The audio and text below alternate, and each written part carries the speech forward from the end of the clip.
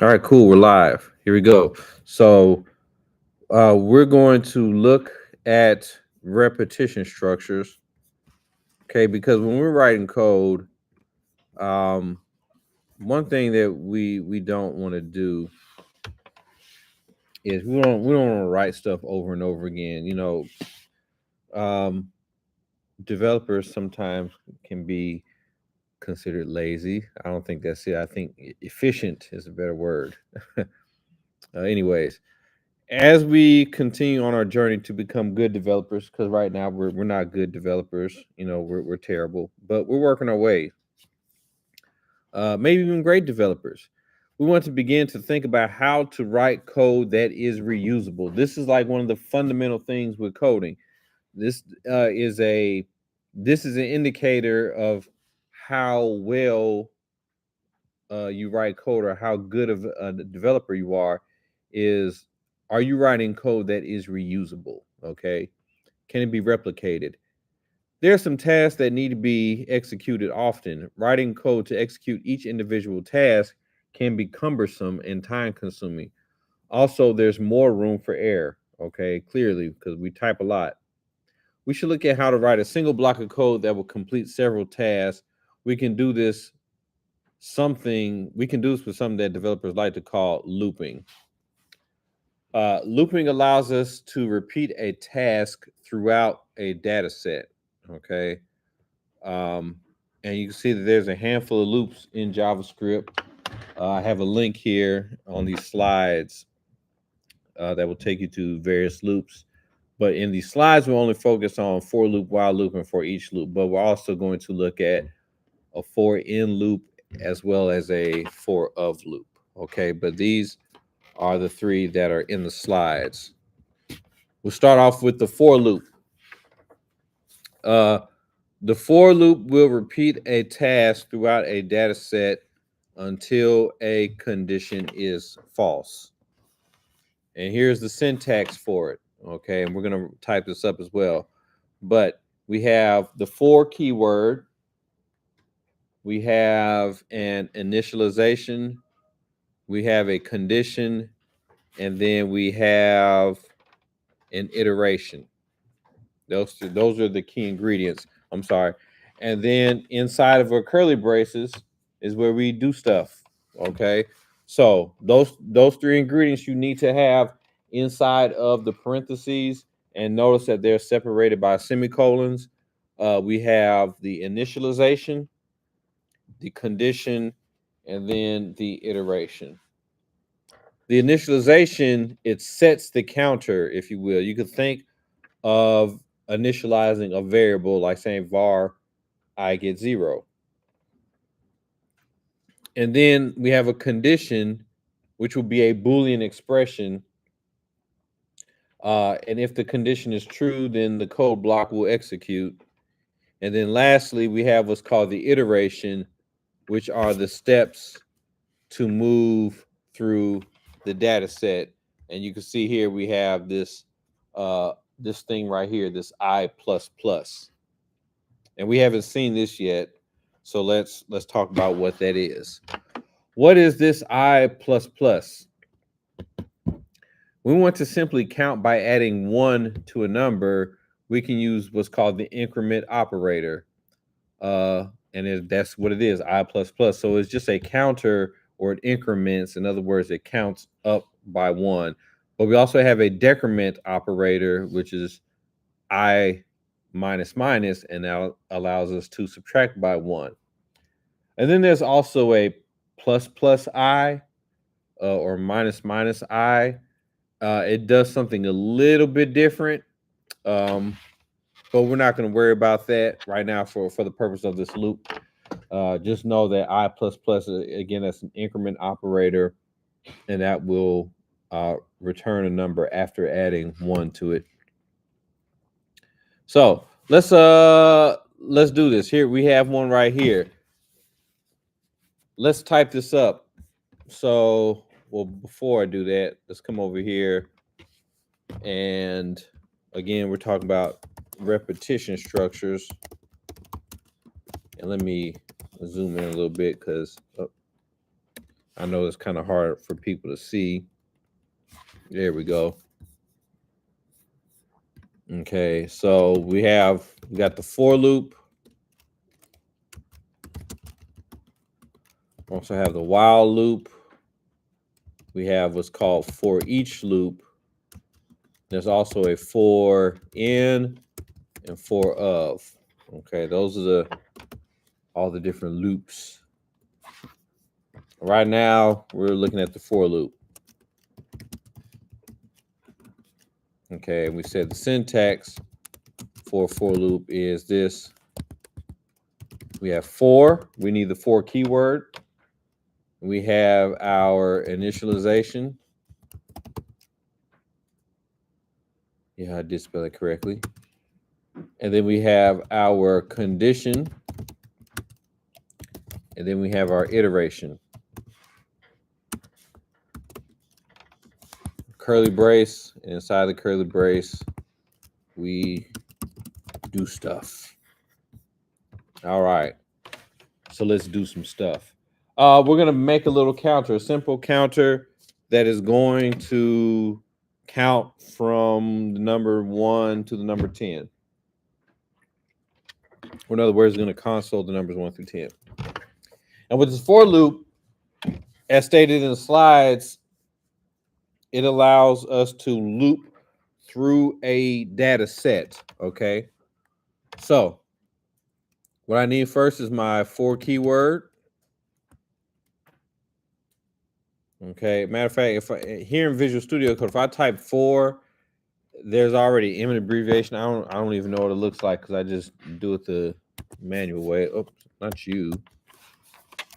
If I type for and I come over here and tab, and there it gives me it gives me a template of how a for loop will look. I'm not going to use that. I'm gonna say for var I gets, we said 1 because it's going to count from 1 to 10. So var I gets 1. I is less than or equal to 10. And then I plus plus. And then what we want to do, we want to log out I. So we'll console I. And this is a loop right here, okay? And so what this is going to do, what it should do, is it should console the numbers 1 through 10. And let's see what it does. And go over here to my browser. Tartar. There goes the numbers 1 through 10. So it worked. So if it does not work, okay, check your, make sure that you're using semicolons here, okay? Make sure, check your spelling, and make sure that your curly braces parentheses are open and closed correctly if it's not working.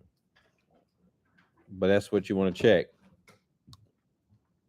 So let's look and see what's happening here. What's going on? So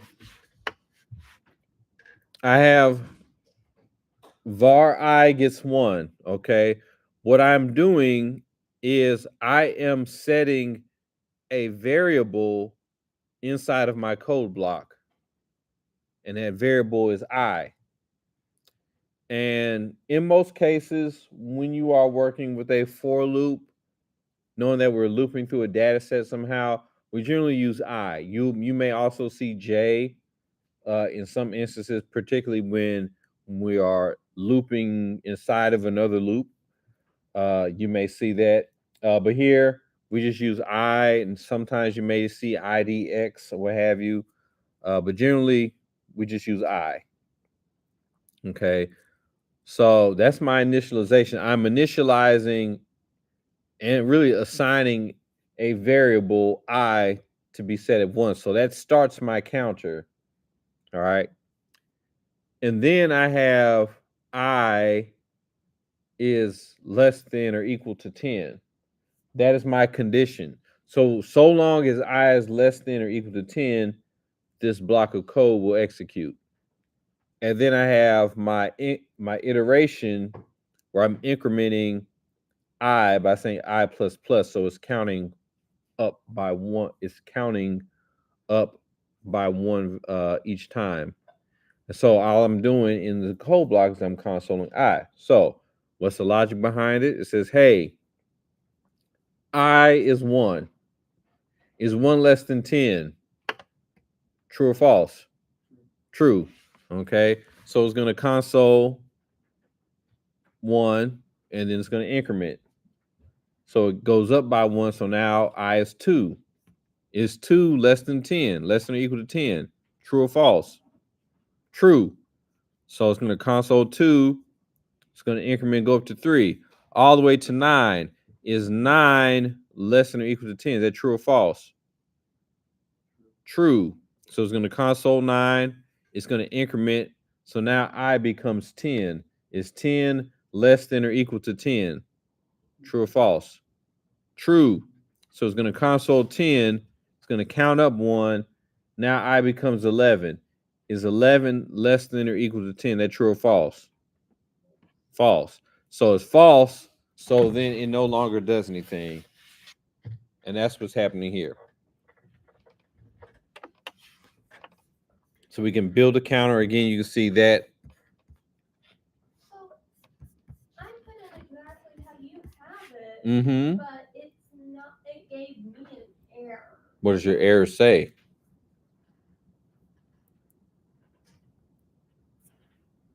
Refuse to execute script. Did it not console the numbers 1 through 10 at the bottom? Check it, make sure in your index.html that you've added the script correctly. Again, you want to check and make sure that your app.js file is added to your. Here I am in index.html. Notice here I have my script with the source attribute. And make sure that your app.js is inside of your JS folder. Okay. And that your index.html is not inside of the JS folder. It's not. Okay, well, I will come and look at it briefly, okay? Let me finish this video and I'll come look at it. So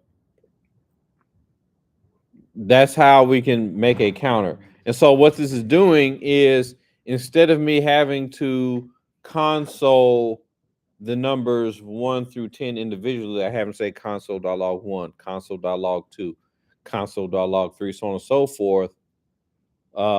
These 3 lines of code right here will repeat that task for me. Okay. So let's do another one. So this works with any data set, okay? So what I'm going to do now is I'm going to create a data set. I'm going to say var. Oh, no. Yeah, I am going to say var coders. And I'm going to make an array of coders.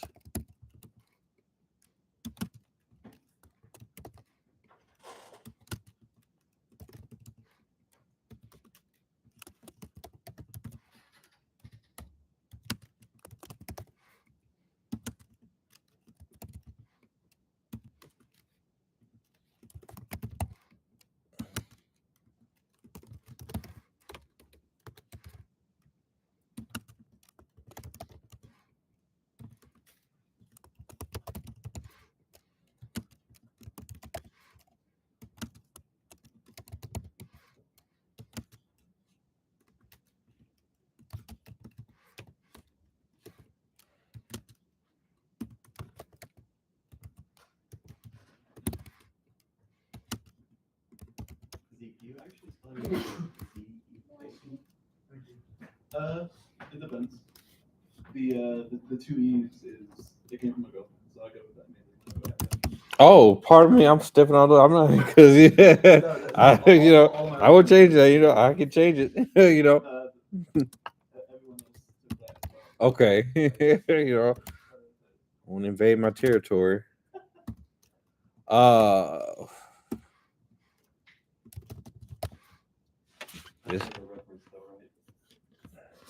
don't believe so. ZEKE. Oh, I mean that's just like the name. Like, that's a real name. Oh. This is Zeke in the real. Yeah. I think this is everyone. Peace Walker. Oh, I actually clicked on that. Yeah. Indexing, I like indexing, but that's not really, doesn't count, does it? Yeah.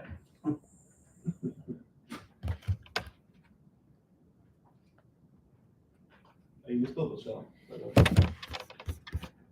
Oh, I did. Yeah, I forgot to see. There you go. Thank you.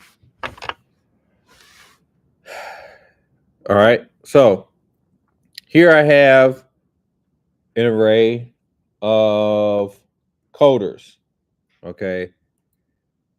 And what I want to do is I want to say good afternoon to everyone. Okay. Now, obviously, what I don't want to do is this. I don't want to say, console.log good afternoon coders 0, and then console.log. You see how this can be I do. I sure do. Thank you. And Favor wasn't gonna say anything. She was gonna let me have her up there twice. Oh, but I know I forgot Jangela. How can I? All right. But I can see I don't want to do this, right? This is a mess. It's already getting on my nerves. I don't want to do this. This is a big giant mess. I'm not going to do this right here. I'm going to already delete that because this would take too long. This defeats the purpose. This coding sucks if I have to do it like that. So what I'm going to do is I'm going to use a for loop. Okay, I'm going to use a for loop, and that will take care of this. Say for. Same thing, I'm going to have my initialization.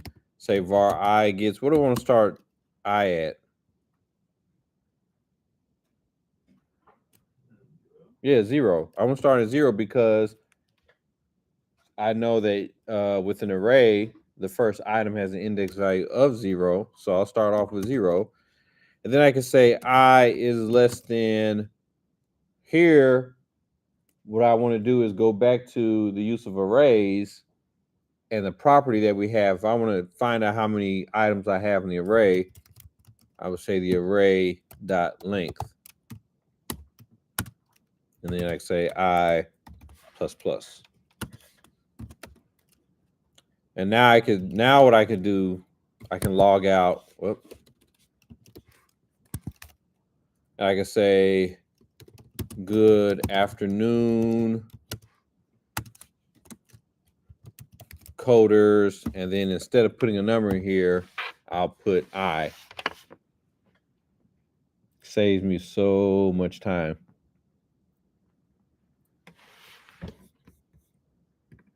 And it's going to say good afternoon to all the coders.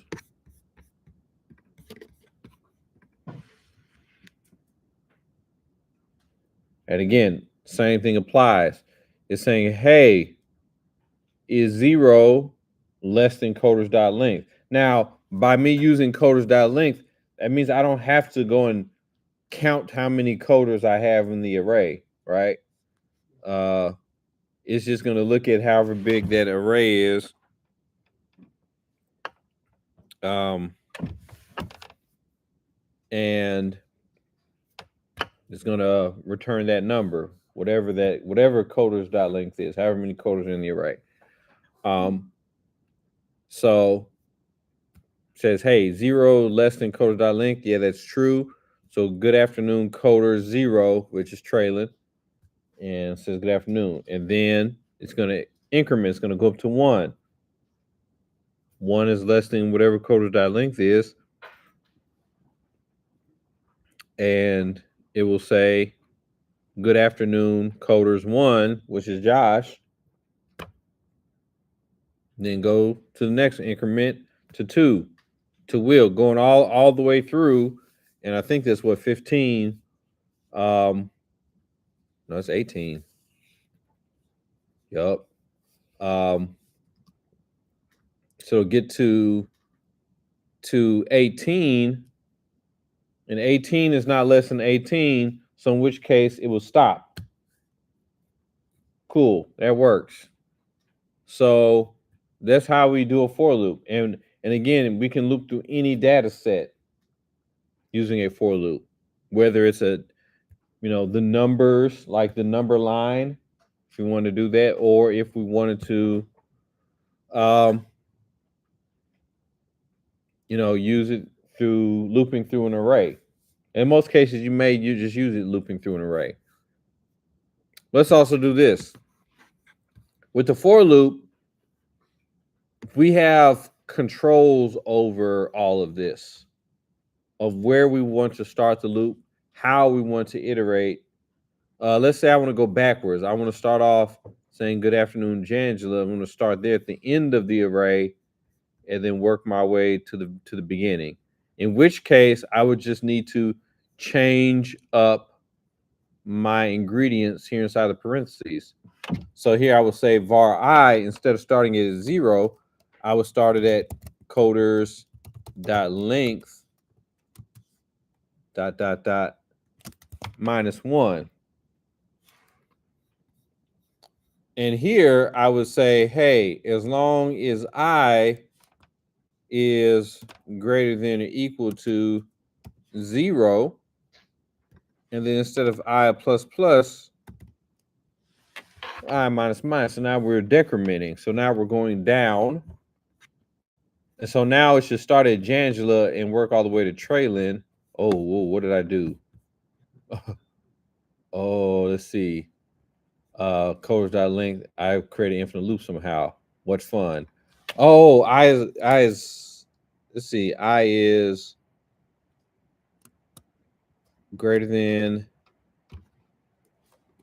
0. Let me see. I need to stop this. What fun. Oh, the beauty of loops. We can easily create an infinite loop. Ah, yes. Let me terminate this. It's still going. Yeah, you got to be careful with loops. Because if you don't, you do this right here. Oh, I see. Okay, yes, in my logic. Because let's see. Because I said greater or equal to 0. And since it's always be equal to 0, well, now it won't always be equal to 0. Coders.length -1. That's going to be 14. And then I'm going to get down to 0. I don't know why I did that, but it did. At any rate, let's see. Let me start this back up. Yeah, whenever you create an infinite loop, and we'll, look at that. Just shut your browser down and start it back up. Let me see.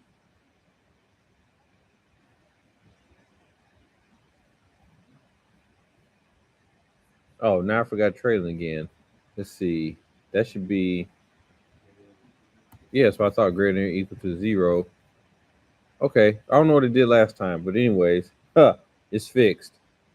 Okay, so here we go.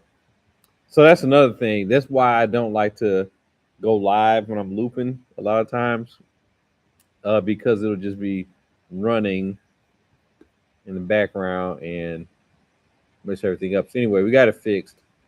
So now there's Jangela. and we'll go all the way down to trailing. So as you can see here, at any rate, we can start the loop wherever we want to. Okay. Um, I can also do this. I'm gonna stop this. Let's say I want to start. Uh, I could start again. I can set I to 10. Okay, and I'm gonna say I is less than coders dot length. And I'll go back to incrementing. So now I'm starting at whoever coders 10 is, and I'm only saying good afternoon to let me start it back up.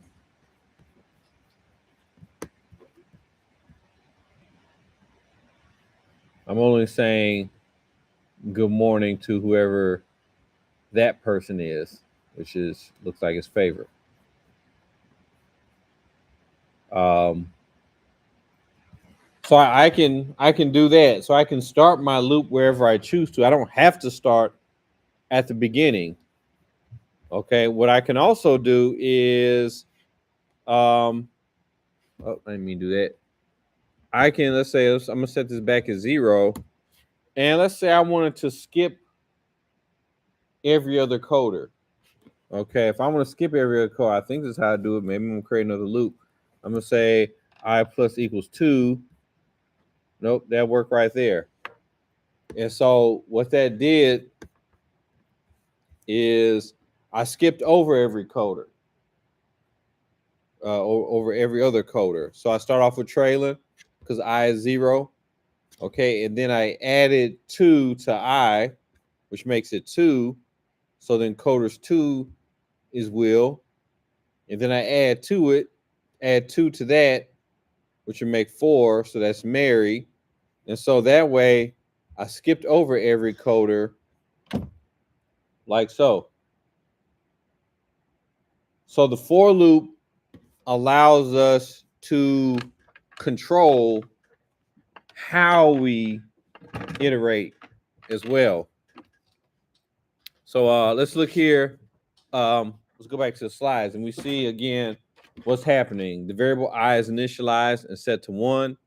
The loop asks if I or 1 is less than or equal to 10, which is true. Console.log I. Iterate.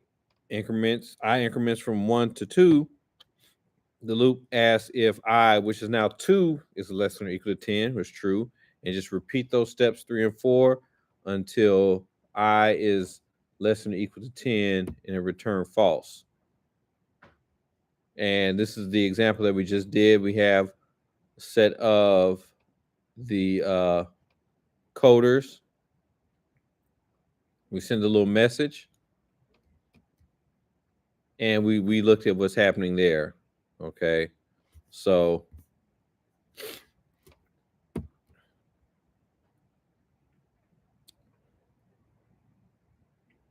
and we can see here, for loop doesn't need any array to be its data set. We can count to 10. And also, again, we can decrement or we can increment by 2, however we want to set it up.